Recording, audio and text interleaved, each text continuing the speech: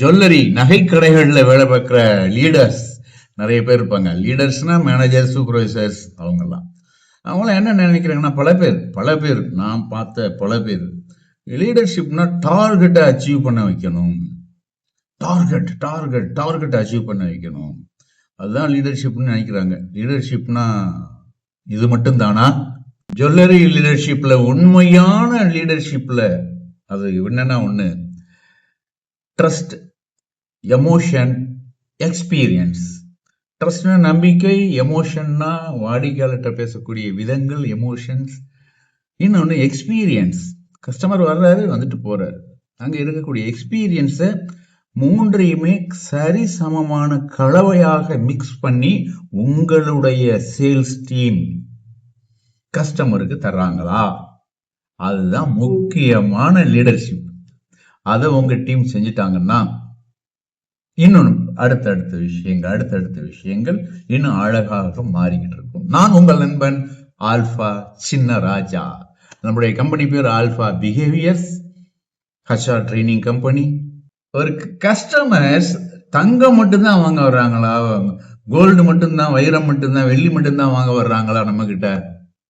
இல்ல, நம்பிக்கையை வாங்க வர்றாங்க. உங்களை அவங்க நம்பணும். நீங்க அஸ் எ சேல்ஸ் பர்சனா, அஸ் எ லீடரா, உங்களுடைய டீமை அந்த கஸ்டமர்ஸ் நம்பணும். நம்புறதுக்காக தான் வர்றாங்க. நம்பிட்டாங்கன்னா அவங்க வாங்க ஆரம்பிச்சிருவாங்க. பல ஷோரூம்ல என்ன நடக்குது? கஸ்டமரை இழுக்கிறது, கஸ்டமர் ஸ்டாஃப் புஷ் பண்றது. வாங்க இதை வாங்குங்க. அப்ப கஸ்டமருடைய எக்ஸ்பெக்டேஷன் என்ன, அவருடைய எதிர்பார்ப்பு என்ன அப்படிங்கிறது எல்லாமே அங்க மறைப்பட்டு போயிருது. அங்க போயிருது. இங்க ஃபோர்ஸ்டு சேல்ஸ், வயலன்ஸ் சேல்ஸ் சொல்லலாம். நான் என்னுடைய வார்த்தையில சொல்றது வயலன்ஸ் சேல்ஸ். புஷ் பண்ணி நம்ம கஸ்டமரை விற்கிறோம் இல்லையா, அது வயலன்ஸ் சேல்ஸ். அண்டர்லைன் பண்ணிக்கோங்க, இது வயலன்ஸ் சேல்ஸ்ல நாம பண்ற வயலன்ஸ். ரேப்போ பில்ட் ஆகாது. அப்ப புஷ் பண்ணோம்னா ரேப்போ பில்ட் எப்படி நடக்கும்? ரிசல்ட் ஒரு தடவை ஒரு வேலை இவங்க கெஞ்சுதாங்கிறதுனால கண்டா வாங்கலாம். ரிப்பீட்டட் ஆடியன்ஸ், ரிப்பீட்டட் கஸ்டமர்ஸ் வர்றது அங்க இருக்குமா? கொஞ்சம் யோசிச்சு பாருங்க. ஃபோர்ஸ்டு சேலு, வயலன்ஸ் சேல்ஸ் நம்ம பண்ணியிருக்கிறோம் அப்படின்னா, உங்களுடைய டீம் பண்ணியிருக்காங்க அப்படின்னா, repeated audience, repeated customers, repeated buyers திரும்பி வருவாங்களா அப்படிங்கிறத நாம கொஞ்சம் யோசித்து பார்க்கலாம். உண்மையான ஜுவல்லரி லீடர்ஸ், சூப்பர்வைசர்ஸ், மேனேஜர்ஸ் என்ன பண்ணுவாங்கன்னா, ப்ராடக்ட் ப்ரெசன்டேஷன், ப்ராடக்டோட டிசைன், ப்ராடக்டை பற்றியான விஷயங்கள் அதை மட்டுமே ட்ரைனிங்காக கொடுக்க மாட்டாங்க.